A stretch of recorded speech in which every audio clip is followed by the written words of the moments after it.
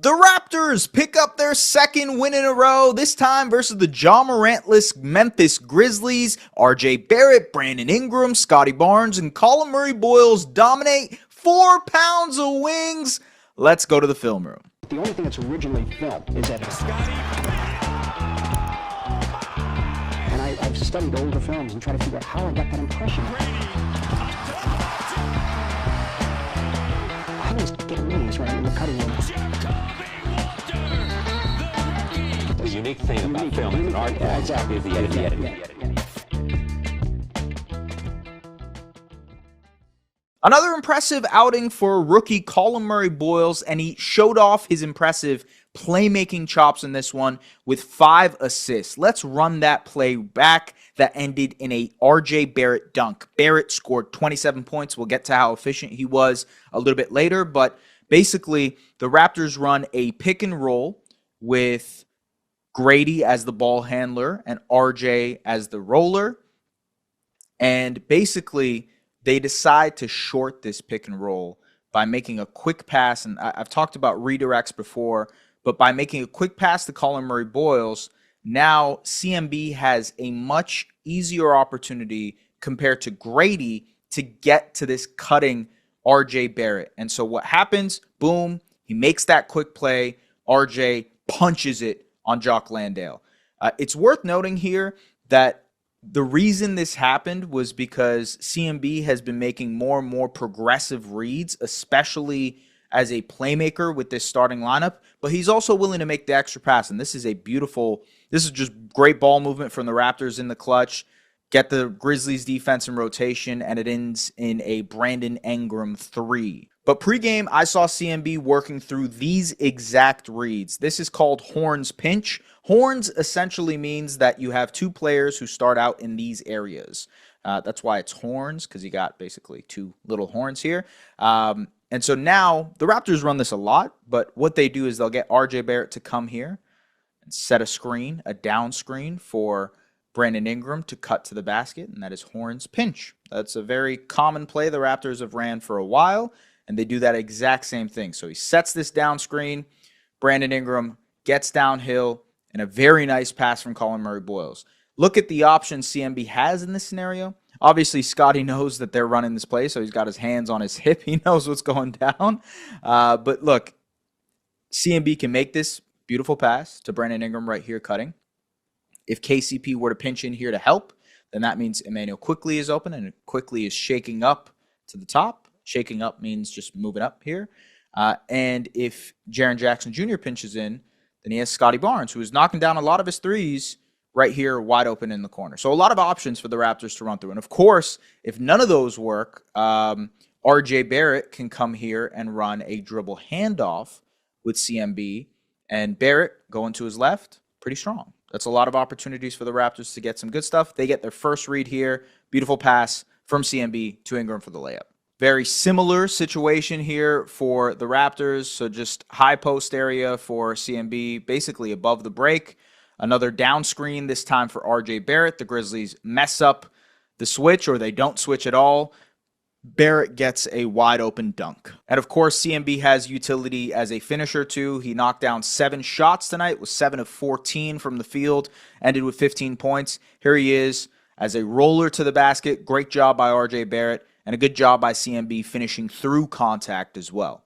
This is the stuff that should get you really excited. So the Raptors run a Chicago action, which is a pin down, as Jacoby Walters set here for Brandon Ingram, and Ingram runs a dribble handoff with CMB. That is basically what a Chicago action is. It's a pin down into a dribble handoff.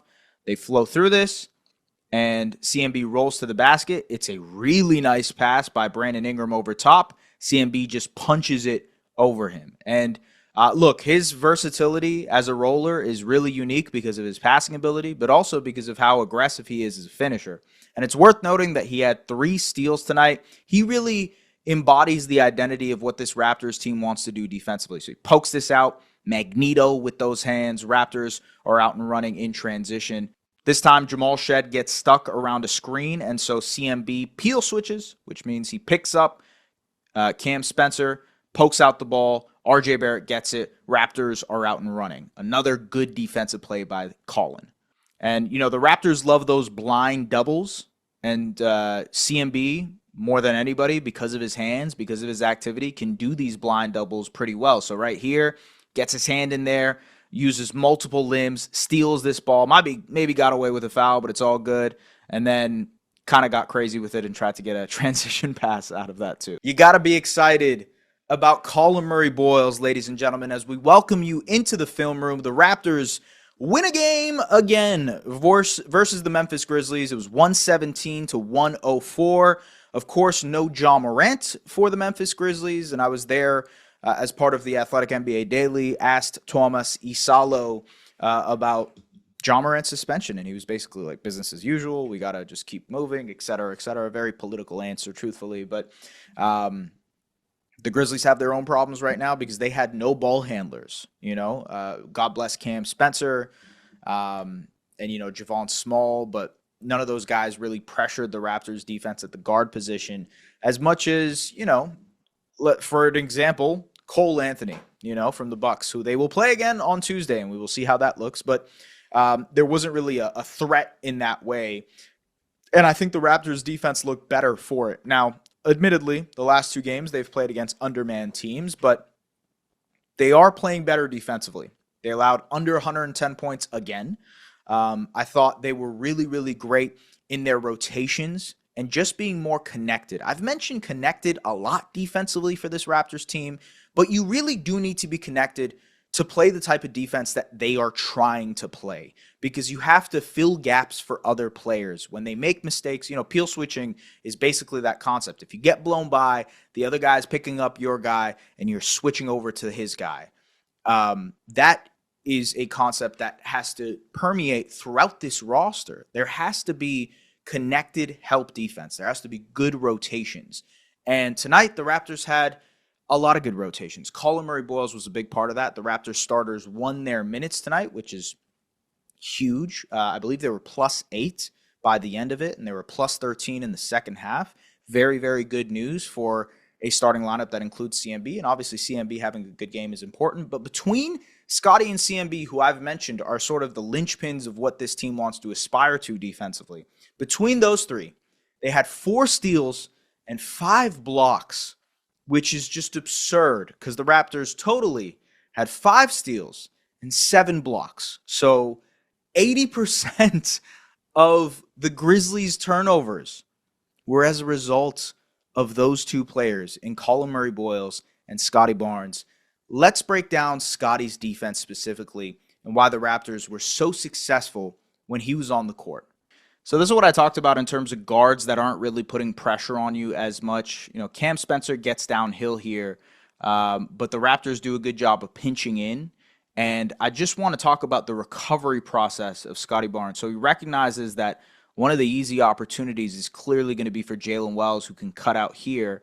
And what happens is he reads that play. So Cam gets downhill, finds Jalen Wells, shot clock winding down, and Scottie just uses his length to block this shot. Timing and reactions, being connected, so important. So CMB stonewalls Santi Aldama here, forces him to pick up his dribble. Good help by RJ Barrett as he pinches in and tries to, again, do a blind double to force a turnover. So Emmanuel quickly pops out to help on the guard on the perimeter, which leaves Cedric Coward wide open. And now Brandon Ingram, who's the low man in this situation, will have to split the difference between Cedric Coward and Omax. And honestly, he does a phenomenal job here of reading this play, covering for his teammate. And so he recognizes this. IQ is too late to dig in. And a beautiful help side recovery from Brandon Ingram for the block. That is what Brandon Ingram can do defensively because he's so long. And if they weaponize that, it's a big win for this Raptors team. So the Raptors mess up these coverages here. So obviously they thought they were going to switch these, right? So the Raptors mess up this pick and roll coverage in terms of communication. Again, they think they're going to peel switch this because CMB helps out and leaves Cam Spencer. It's a miscommunication, but again, it's about recovery. Great recovery from Scottie Barnes to get this block on Cam Spencer. And again, it's like I said, it's about picking up for your teammates. Sure, there's a miscommunication at the point of attack. Extremely good recovery from Scottie here on the defensive end. This is just a ludicrous defensive play from Scottie. So watch this. So Grady is about to get blown by. He picks up Kentavious Caldwell-Pope, shows, so he walls off that paint area, and then they run a dribble handoff, and they try to get another screen, and Ochai decides to go under the screen, and Scottie just picks him up, blocks this shot. So it's about walling off the painted area, creating turnovers, causing chaos, and Scottie did a really great job there. And then on-ball defense from Scottie Barnes here as he pokes out this shot from Jaren Jackson Jr. Raptors are out and running. And this is just really great anticipation from Scottie. So, and this is just really great anticipation from Scottie. Raptors are caught in a sticky situation because the Grizzlies get a switch and Grady Dick is on Santi Aldama, which forces Ochai Agbaji to step up here. And instead what happens is the Grizzlies redirect it, and they're going to pass this to Cam Spencer so that he could get an easier look in finding Santi Aldama. And if Aldama gets in this area, he can either pass it to a cutting Omax or Scottie has to help off Jaren Jackson Jr. It creates a lot of problems for the Raptors. But what happens here is that on the redirect, and as you see, Ochai gets out of a help position, this could be a wide open shot for Santi Aldama. Great anticipation by Scottie, who just steals this pass. That is the mark of an all-defense level player.